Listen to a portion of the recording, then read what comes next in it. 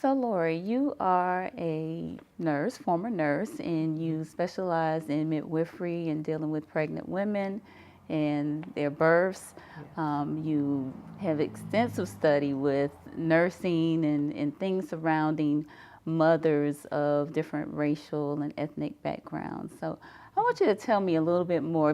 This is Women's History Month, Right. and we are talking about breastfeeding today. Yes. So tell me something about your breastfeeding experience from the standpoint of what you studied and learned. Right. Well, as you said, I'm a retired certified nurse midwife. I worked in women's health and midwifery for almost 20 years. I took care of lots of women as an OB nurse first before I went and got my license as a nurse midwife. But so I've had breastfeeding experience from that perspective, and also personally, I breastfed all four of my sons. I have four sons, three of which are adults now, and one teenager. And so breastfeeding has always been something that's been near and dear to my heart since I did it as a young mother.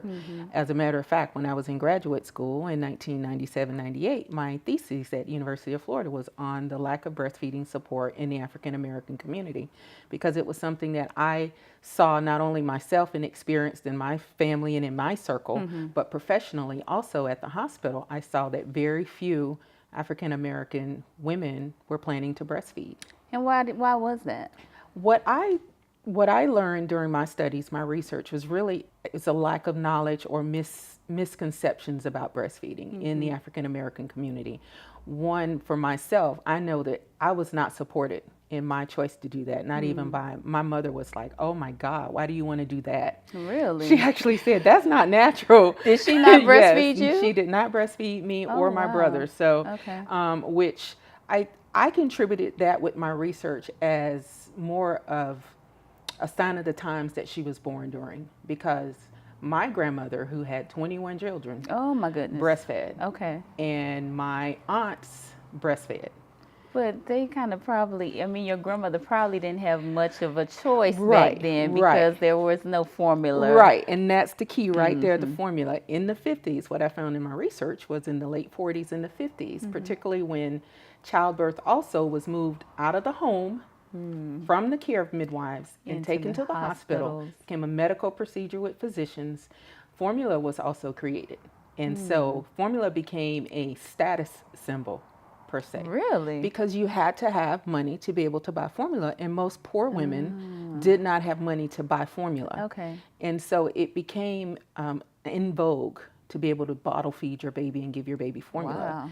And so from there, people got away from breastfeeding. Okay. And so because of that status symbol, it fell out of favor. And then you also had a transition with moms going to work, having to leave the home and go out and work. And so that created a lot of barriers also because of being separated from the child, and there's just not enough. Even now, that's one of the biggest things that women struggle with is, if I work, how can I breastfeed if I have to go back to work? So that lack of information about how to manage breastfeeding being away from the baby.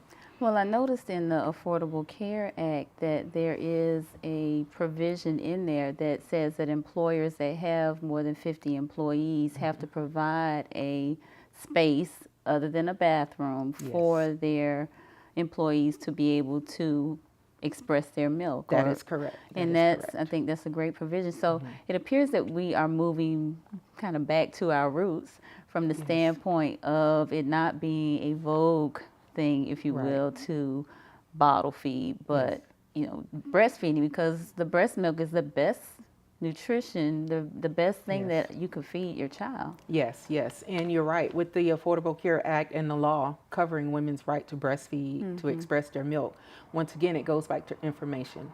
A lot of women are not aware that they have the right to do that. And some employers don't realize don't realize. They'll try to say, well, no, I requirement. don't have anywhere for you to do that, or I don't have time for you to do that. You can't take a break to do that. But they are covered by law. Yeah, they're in violation of the law if they do not don't allow nursing mothers time to express their breast milk or even breastfeed. A lot of women are becoming more knowledgeable about breastfeeding and the benefits of it again. Right. And so that's the main thing, is really promoting the benefits to the mother and the baby that can't be duplicated by formula. I always used to tell my patients, formula is cow milk. It's for baby cows. Exactly. And so if there's any way that a mother can express her own milk to give her baby, then that's the best thing for the baby. There's no substitute for that.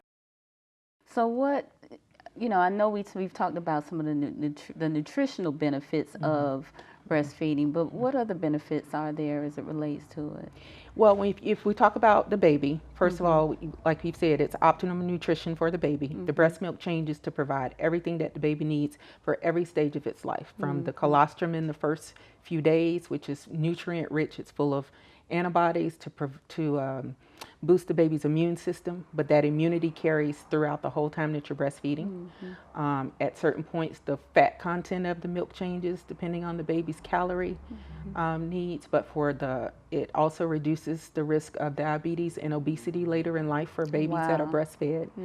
There's data that supports intellectually that it boosts their brain growth and their intellect because it's uniquely geared towards the baby and what the baby needs, so it promotes better brain growth and higher IQ. You get the argument between the people, well, I wasn't breastfed and I'm smart, but who knows how smart you might have been if you were breastfed. If you were breastfed, right. So there's always that debate. But for the mother, there's also, first of all, we have to look at too, in most undeveloped countries or places where breastfeeding is very prevalent, first of all, you have a natural contraceptive aid. If women strictly breastfeed for up to 2 years, that can help provide a lot of natural spacing for births. And ideally 2 years in between each birth is ideal for a mother, for the body to completely recover from one pregnancy and childbirth. And then there's a healing that takes place. There's a healing that takes place, yes, during that time. And with the breastfeeding, correct? With the breastfeeding. If you start breastfeeding, if you look at breastfeeding immediately after birth, which is what I always like to do if I can, is put the baby right to the breast.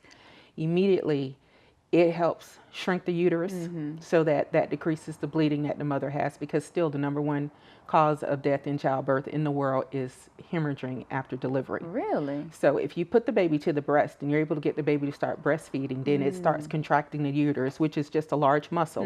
It makes it contract down and helps control the bleeding. So that's the initial benefit right away after birth. A great benefit to the mother, especially if you are in an area where you don't have emergency services, those things that we're so comfortable with here. Right.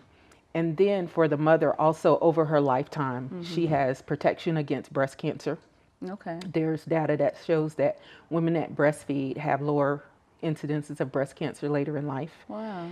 Also uterine and endometrial cancer, because generally when a woman breastfeeds if not the entire time she's breastfeeding, for a long period of time, she has no menstrual cycle. So when you look at the connection between ovarian cancer and some uterine cancers, the ovulation and the hormones increases that risk. So when she's not ovulating, she's decreasing that hormone exposure. So that's another benefit that women get from breastfeeding. But if you look at emotionally also, oxytocin, the hormones that are released during breastfeeding, that creates that sense of love and that warm, fuzzy feeling that you get. It's very beneficial psychologically to the mom. And when it probably you will start help thinking with about postpartum too, yes, depression. That was the point I was going to make with that. It helps with postpartum depression because you get that sense of well-being and that chemical balance with moms. And as we see now, fortunately, we're getting a lot more information and spotlighting now on postpartum depression and psychosis. So yes, you also get that benefit with the mom, that bonding. What would you tell young mothers that are thinking about breastfeeding their child? I would tell them to learn everything that they could learn, connect with local support groups. We do have lactation consultants on staff with the hospitals. There's La Leche League in the community. There are traditional groups that have been around. But there are a lot of groups now that have formed in communities for women of color. And so I would definitely say to young Black women or women of color, seek out some of those groups. They have internet groups, they have Facebook groups, some local community groups, so that you see people that look like you that are going through the same thing, and also having a chance to network with people who can share their successes with you. Everybody comes up with what works for them. And sometimes when you have questions about something, another mom that's gone through that might be able to answer that question for you. But it's more supportive if you have a young black mother, 20 years old, trying to breastfeed, and she sees another person that looks just like her, and they can share that experience, then that's something that is really going to help increase their success rate with breastfeeding. What is the importance of the family in supporting the mother with her breastfeeding efforts?